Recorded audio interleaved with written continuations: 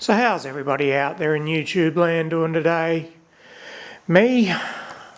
Well, I needed a break from working on cheap Chinese rubbish and get back to some quality German engineering. Kreiger the blue super beetle is certainly looking a bit different to the last video. That rusty old patina paint job that so many Ratlook fans would have killed to own. That's been sanded back to bare metal and primed. Bit of a shame to get rid of it, but hey, what can I say? Some of us like our cars nice and shiny as they're meant to be, but hey, different strokes for different Volks, as they say. Anyway, we did leave one little reminder of the past, the engine lid. We didn't sand down and paint, sentimental reasons mainly. We've kept that untouched with the original license plate and gonna mount it on the wall as wall art for a few reasons. Mainly just a reminder of how far this car's come and how far it will have come by the time it's finished, but also just a reminder.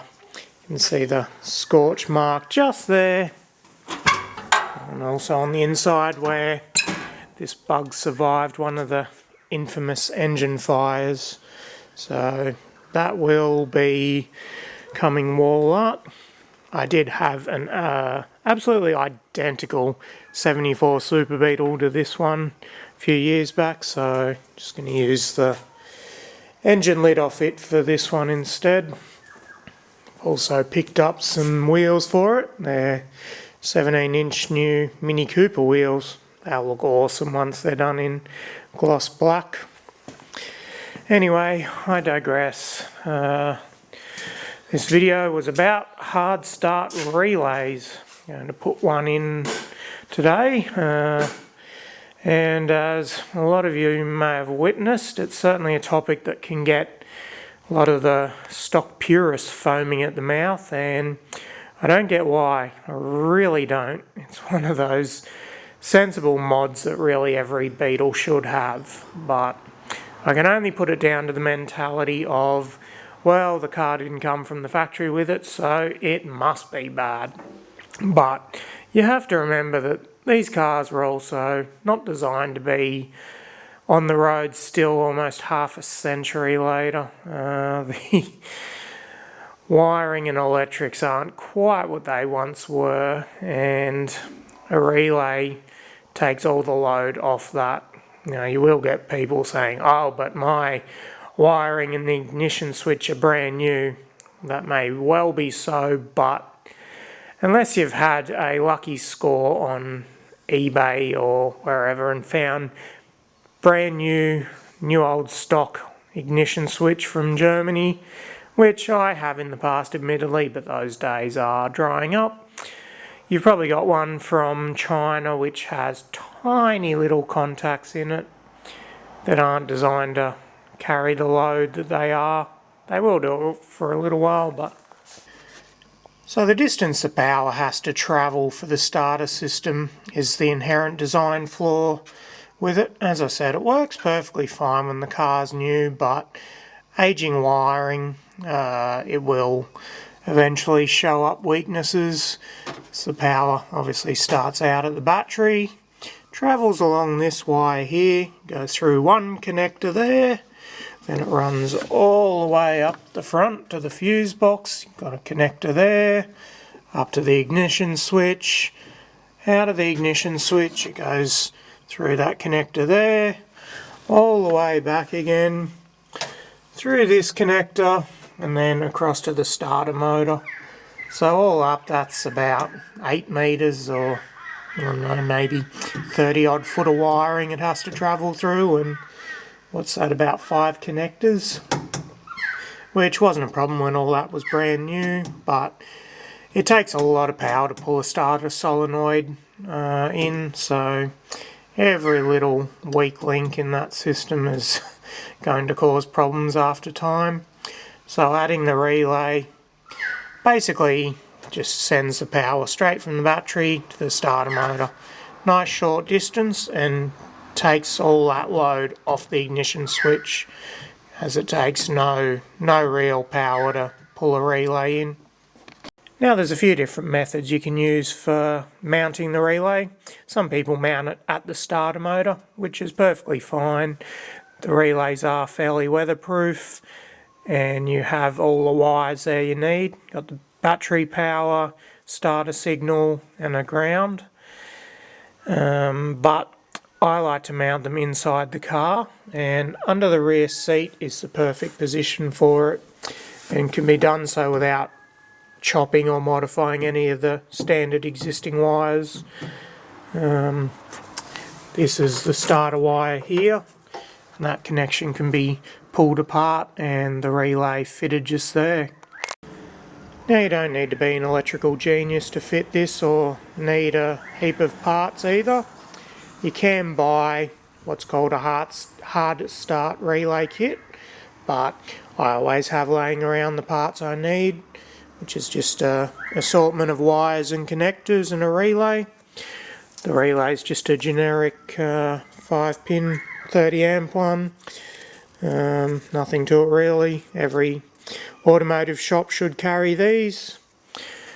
Got a self-tapping screw to mount it with.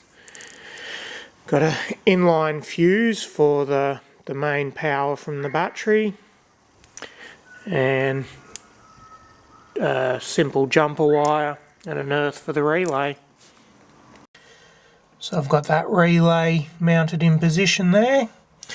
I've also just fitted the brown ground wire with a ring connector under the mounting screw. That's going to be the ground for the switching side of the relay. All relays have a 85 and 86 terminal, which is your positive and negative for the switching or coil side. So my brown ground wire there can go on either of them. Relays aren't polarity sensitive, so that doesn't matter. So there's our ground, 85 or 86, whichever that one was. The other side will now be connected to the existing start wire. That's our signal for the relay, so that will pull out of there, like so. And I've just put some heat shrink over that. This wire will be live whenever the starter's operated, so you don't want anything metal to touch it. So it then goes on our other coil wire for the relay. So our next step is, in order to prevent having to cut or modify the existing wire, our starter motor wire has a male terminal down in there. So I've just made up a simple jumper wire, 2 female terminals, but I have used an insulated one for the relay end, again just to protect it from shorting out. So that will go on one of our output wires on the relay, which would be 87. So that's on there like that. And that leaves our final step, which is the battery power wire to the relay. The most obvious way to do this is just go straight from the battery positive terminal to the relay via a fuse. I always just use an inline. These weatherproof ones, not needed for inside the car, but they're very well protected and they're not expensive. And I use in this a 15 amp fuse. Doesn't really need to be bigger than that, but certainly no smaller. And what I do for power, instead of going from the battery, because this is an alternator car, it does have this junction block here, which is all the main battery wires. And this red one here that has no white stripe on it, that's actually a redundant wire. It's only part of the diagnostic system and runs to the firewall diagnostic port, so that can be pulled out of here and its position used. But the only problem with that is it is the larger think they're about 7.8mm terminal instead of the usual 6mm one, but you can buy them easily enough like so. There's the battery supply wire fitted. So again, I've used another insulated terminal there just to protect it from a short if anything metal touches it. Our inline fuse holder down there. There's the diagnostic wire I've unplugged. It's the solid red one. The battery ones have a white stripe. So that is the kitty coming to see what is going on. So that's all there is to the relay install. Now if I connect the battery up and reach across and hit the starter, it should wind over beautifully like that. This car was actually cranking perfectly fine without a relay, but the old running with scissors or preventative maintenance, it will fail sooner or later. But later will be a very long time now with that relay. Just one more point I forgot to mention was wire sizing. The actual switching of the relay is not terribly important. That's why I've only used a very light gauge wire for the ground, but the power in from the battery and the output to the starter motor need to match the original size, which is about 12 gauge here, which is I believe about 3mm wire. I'll have to cross-reference that and double check, but yeah, that's definitely need to keep it the same size as the original. So as I mentioned earlier, you can mount the relay at the starter motor, which is actually the easiest option on earlier cars, where the main wiring loom runs through the roof turret instead of along the sill under the back seat. And to do that, firstly you would need to mount the relay somewhere. I've seen a lot that are just cable tied around the solenoid, which is not ideal, but hey, if it works.